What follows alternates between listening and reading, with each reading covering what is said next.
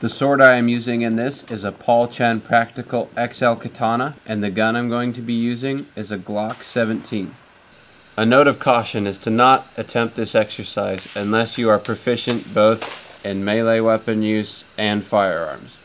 Setup for this test. I will be standing 6 feet away from the target, although this distance of 6 feet will change as I am permitted to move closer to the target during the draw. I am cued to start the draw from the discharge of a BB gun. The holster I am using is a leather holster with a trigger finger retention snap and also friction.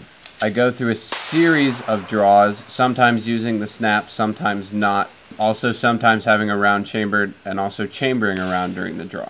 All the shots and cuts were effective even though it may not be readily apparent. The sword is held in by a tight friction retention which is broken by my left thumb.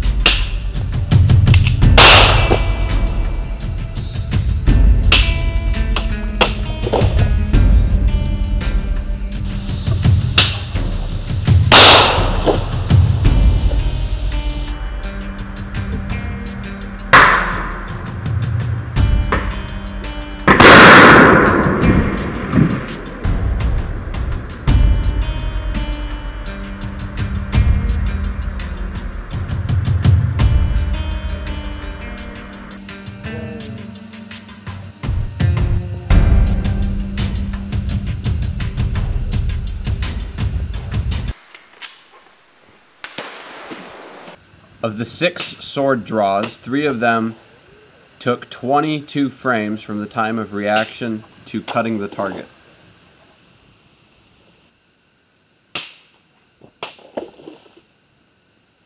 Even when I failed to cut through the target, I was able to stab just over 2 seconds after the initial reaction. The difference in time between each sword draw setup is around 1/10 of a second.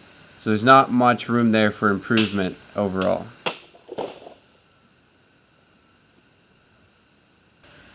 Of the 7 gun draws, all of them were under 3 seconds. 3 of them were under 1.5 seconds. On all the draws, I am shooting roughly 3 frames or 1/10 of a second after my two-handed grip is established on the firearm.